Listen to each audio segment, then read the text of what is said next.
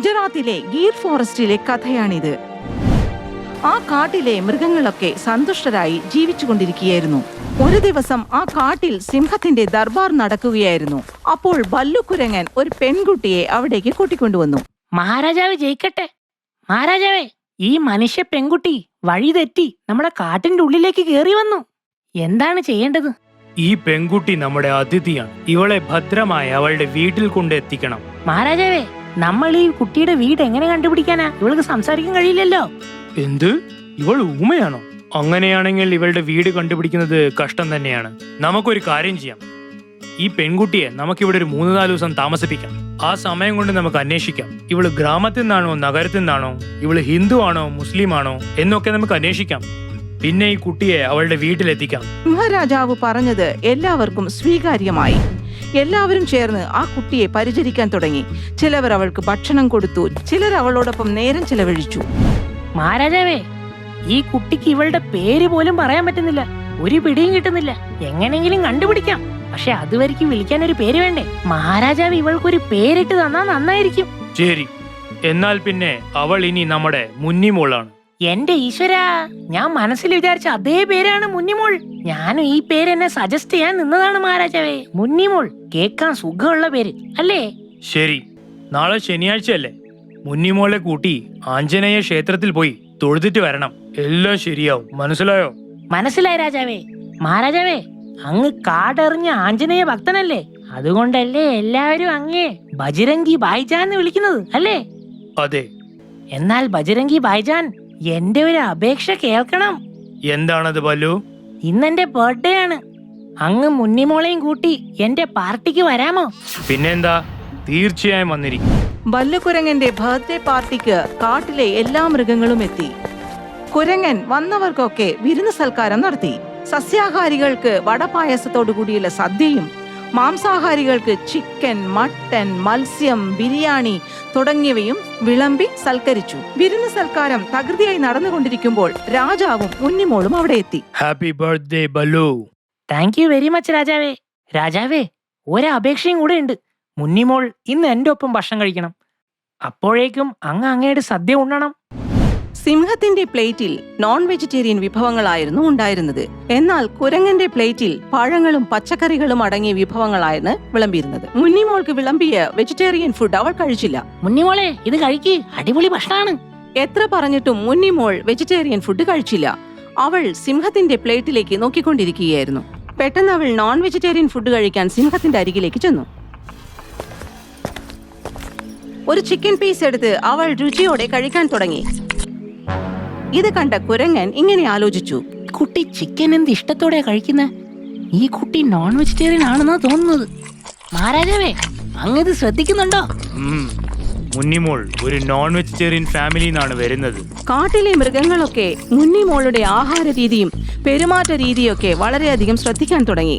അതിലൂടെ അവർ അവളെ പഠിക്കാൻ ശ്രമിച്ചുകൊണ്ടിരുന്നു. പിറ്റേ ദിവസം എല്ലാവരും കൂടി ആ പെൺകുട്ടിയെ കൂട്ടി ആഞ്ജനേയ ക്ഷേത്രത്തിലേക്ക് തൊഴാൻ പോയി. ഭഗവാനെ ആഞ്ജനേയ സ്വാമി, ഈ കുട്ടിയുടെ വെയർഅബൌട്ട്സ് കണ്ടുപിടിച്ച് ഭദ്രമായി വീട്ടിൽ കൊണ്ടാക്കാൻ ഞങ്ങളെ സഹായിക്കണം. മുന്നിമോളെ, ഭഗവാനോട് നല്ലോണം പ്രാർത്ഥിച്ചോ കേട്ടോ. ഭഗവാൻ വിചാരിച്ചാലേ പിന്നെ വേഗം വീട്ടിൽ കൊണ്ട് ചേർക്കാൻ പറ്റും. മനസ്സിലായോ? മുന്നി ആ ശില്പത്തിലേക്ക് കുറച്ചുനേരം നോക്കി. പക്ഷേ അവൾ പ്രാർത്ഥിക്കാൻ കൂട്ടാക്കിയില്ല. മുന്നിമോളെ, വേഗം കൈകൂപ്പി പ്രാർത്ഥിച്ചോളൂ. കുറച്ചുനേരം ആലോചിച്ച ശേഷം മുന്നി തലയാട്ടി പ്രാർത്ഥിക്കില്ല എന്ന് അവരെ അറിയിച്ചു. ഈ കുട്ടി പ്രാർത്ഥിക്കാൻ വിസമ്മതിക്കുന്നല്ലോ. അങ്ങനെയാണെങ്കിൽ ഈ കുട്ടി സനാതന ധർമ്മത്തിൽ വിശ്വസിക്കുന്നില്ല എന്നാണ് അർത്ഥം. അങ്ങനെയാണെങ്കിൽ ഈ കുട്ടി ആരായിരിക്കും? ബല്ലു, ഞാൻ ചിന്തിക്കുന്നതല്ലേ നീ ചിന്തിക്കുന്നത്? അതെ രാജാവേ, മുന്നിമോൾ പ്രാർത്ഥിക്കാൻ സമ്മതിക്കുന്നില്ല. വേറെ മതത്തിൽ നിന്നായിരിക്കും തോന്നുന്നത്. ഇത് കണ്ടുപിടിക്കാൻ എനിക്ക് ഒരു അടിപൊളി വഴി അറിയാം.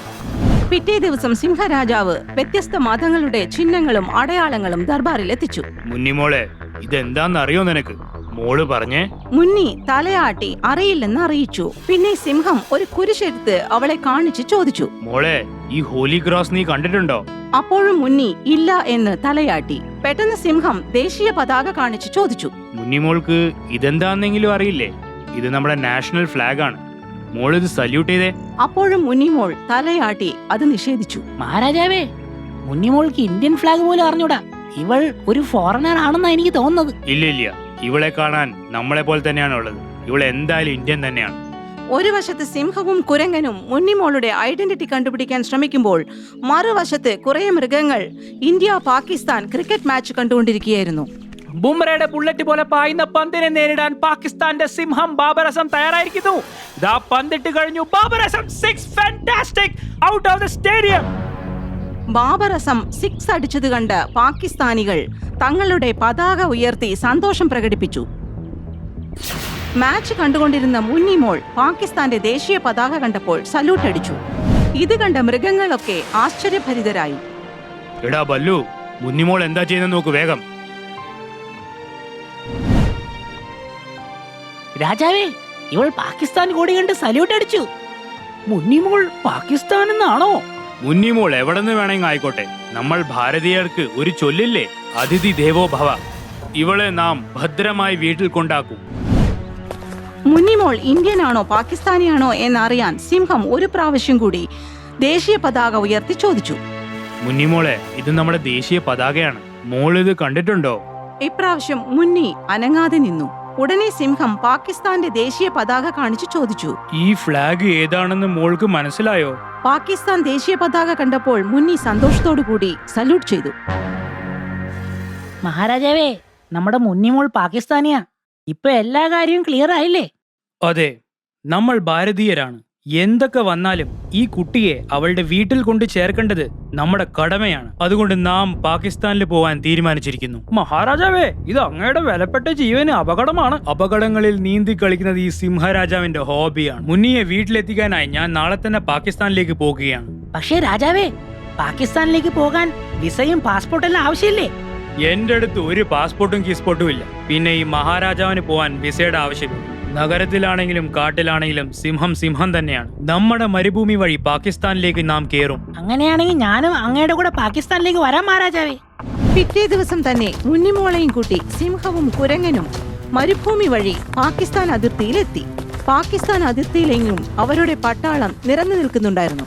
എടാ മോമിൻ, നമ്മുടെ ഗതികേട് കണ്ട. രാവിലെ തൊട്ട് രാത്രി വരെയും ഈ വെയിലത്ത് നടക്കുക. എന്റർടൈൻമെന്റ് ആണെങ്കിൽ കല്ലും മണ്ണല്ലാതെ ഒരു സാധനമില്ല. ഭല്ലു, നീ യുവമാരെ പോയി എന്റർടൈൻ ചെയ്. ആ സമയം കൊണ്ട് ഞങ്ങൾ പാകിസ്ഥാൻ അതിർത്തിയിൽ കടന്നിരിക്കും. പെട്ടെന്ന് തന്നെ ഭല്ലു കുരങ്ങൻ കസറത്തുകൾ കാണിച്ച് പട്ടാളക്കാരെ സന്തോഷിപ്പിക്കാൻ തുടങ്ങി. ആ സമയം നോക്കി മുന്നിമോളെയും കൂട്ടി സിംഹം പാകിസ്ഥാൻ രാജ്യത്തിനകത്തേക്ക് കടന്നു.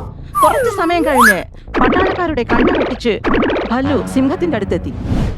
ആ കുരങ്ങനെ എവിടെ പോയി? നമ്മളെ ഡിസ്ട്രാക്ട് ചെയ്തിട്ട് ബോർഡർ കടക്കാനാണ് അവന്റെ പ്ലാൻ എന്ന് എനിക്ക് ഇപ്പൊ തോന്നുന്നത്. ഞാൻ എത്ര നേരമായി നിങ്ങളെ കുറച്ച് വോൺ ചെയ്യാൻ ശ്രമിക്കുന്നത്. നിങ്ങൾ ആ കുരങ്ങനെ നോക്കി ചിരിച്ചോണ്ടിരിക്കുകയായിരുന്നല്ലേ? ആ കുരങ്ങ് നിങ്ങളെ കസറത്ത് കാണിച്ച് പറ്റിച്ചു.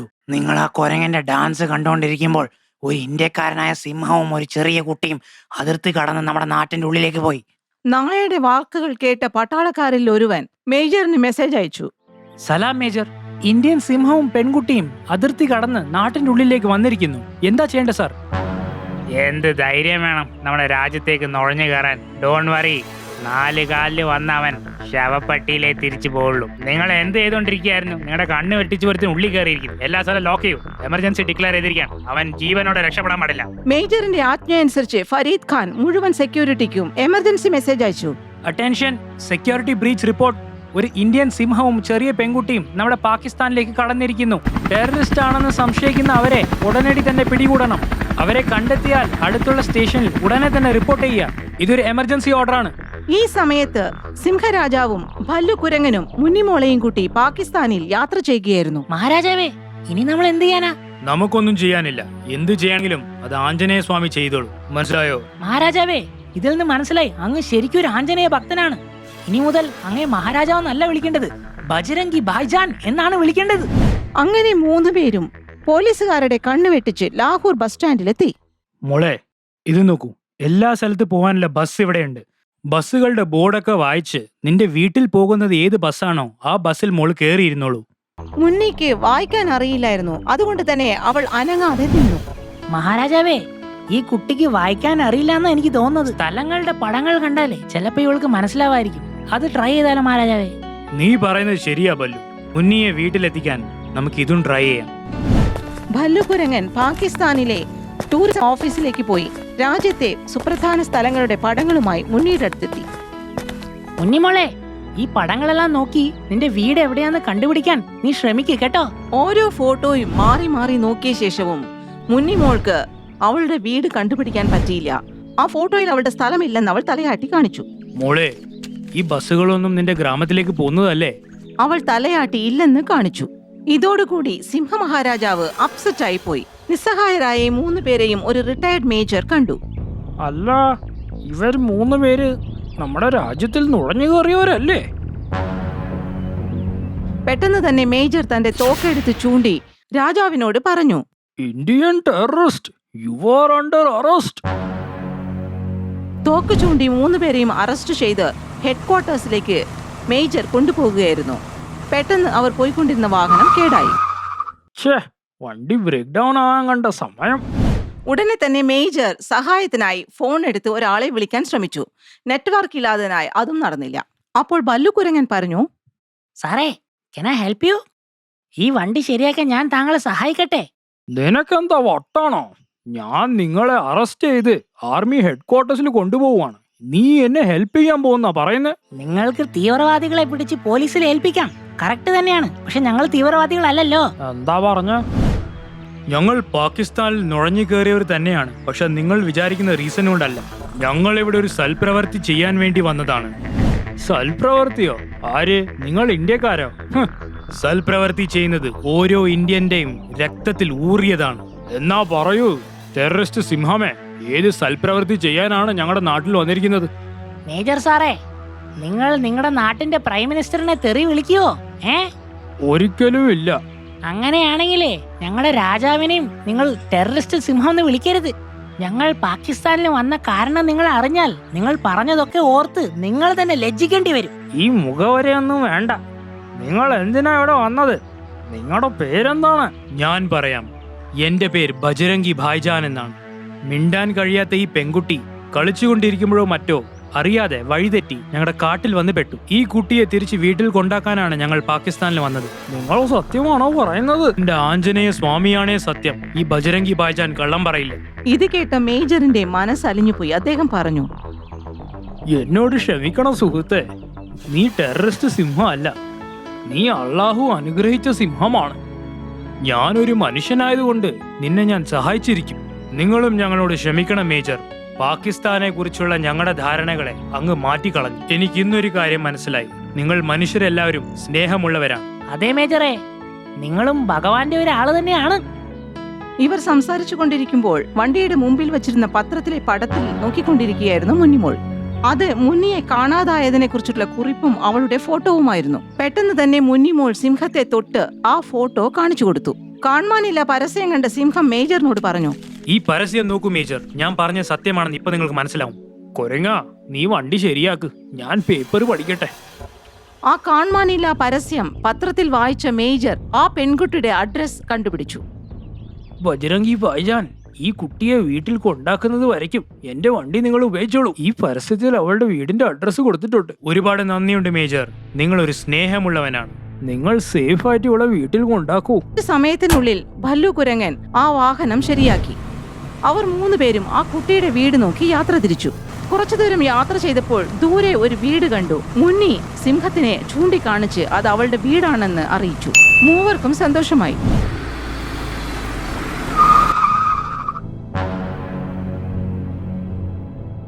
മുന്നിയുടെ മാതാപിതാക്കൾക്ക് അവളെ കണ്ടപ്പോൾ ഭയങ്കര സന്തോഷമായി. അവർ അവളെ കെട്ടിപ്പിടിച്ച് ഉമ്മ വെച്ചു. അപ്പോൾ ഭല്ലുകുരങ്ങൻ പറഞ്ഞു, ഞങ്ങൾ ഇന്ത്യൻ കാട്ടിന്നാ വരുന്നേ. ഈ കുട്ടി വഴിതെറ്റി ഞങ്ങളുടെ കാട്ടിൽ വന്ന് പെട്ടതാണ്. ഞങ്ങൾ ഇവിടെ തിരിച്ചു കൊണ്ടുവരാനാണ് വന്നത്. നന്ദി എന്നൊരൊറ്റ വാക്കുകൊണ്ട് ഒതുക്കാൻ പറ്റുമെന്ന് അറിയില്ല. നന്ദി പറയണമെങ്കിലേ ഞങ്ങളുടെ ബജരംഗി ഭായ്ജാനോട് പറഞ്ഞാ മതി. ഇദ്ദേഹം കാരണമാണ് നിങ്ങളുടെ പൊന്നുമോളെ നിങ്ങൾക്ക് തിരിച്ചു കിട്ടിയത്. ഹൃദയം നിറഞ്ഞ നന്ദി അറിയിക്കുന്നു. നന്ദിയുടെ ആവശ്യമൊന്നുമില്ല സഹോദരി, ഇത് ചെയ്യേണ്ടത് എന്റെ കടമയാണ്. ആ സമയത്ത് പാകിസ്ഥാൻ പട്ടാളം അവിടെ എത്തി.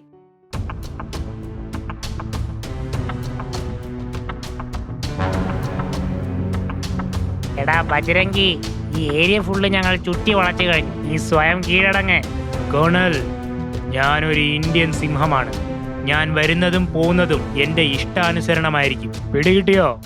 ഉടനെ തന്നെ സിംഹരാജാവ് കേണലിനെ അടിച്ചിട്ട് അവിടെ നിന്നും ഓടി രക്ഷപ്പെടാൻ തുടങ്ങി.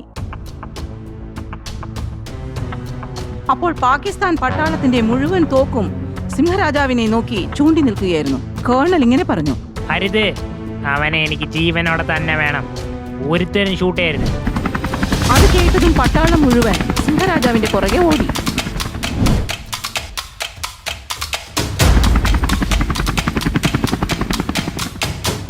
ഓടി ഓടി സിംഹവും കുരങ്ങനും ക്ഷീണിച്ചവശരായി.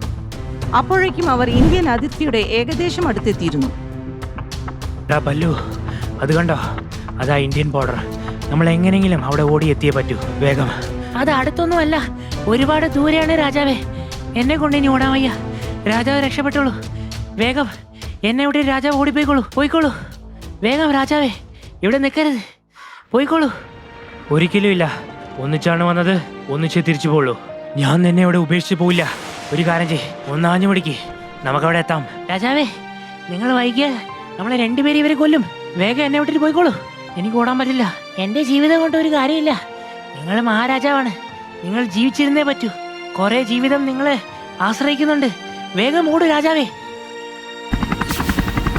ബല്ലു, ഇവന്മാർക്ക് നമ്മുടെ നാട്ടിലെ ഒരു പട്ടിയെ പോലും കൊല്ലാൻ പറ്റില്ല. ഞാനൊരു സിംഹമാണ്.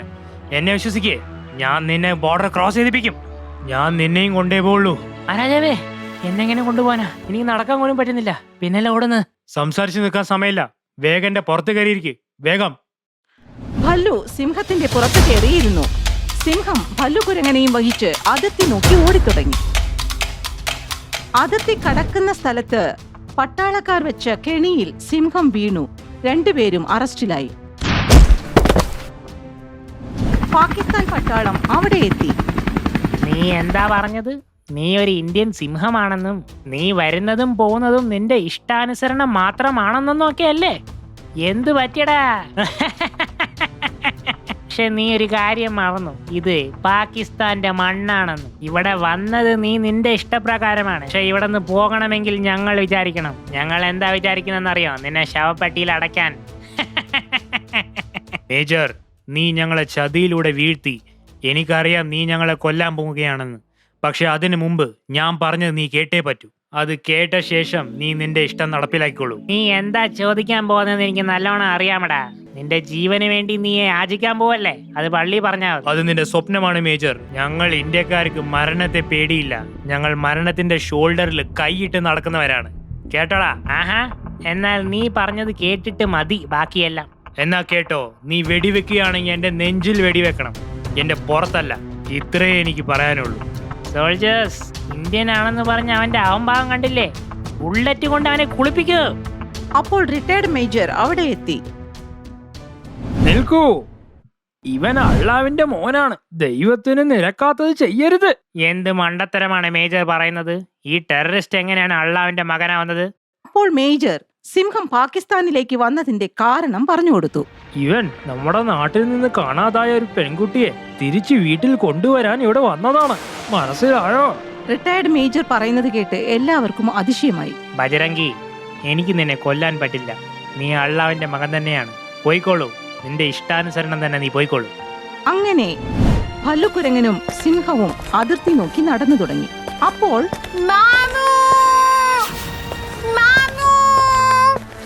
ഒരു പെൺകുട്ടിയുടെ വിളി കേട്ട് സിംഹരാജാവ് തിരിഞ്ഞു നോക്കി.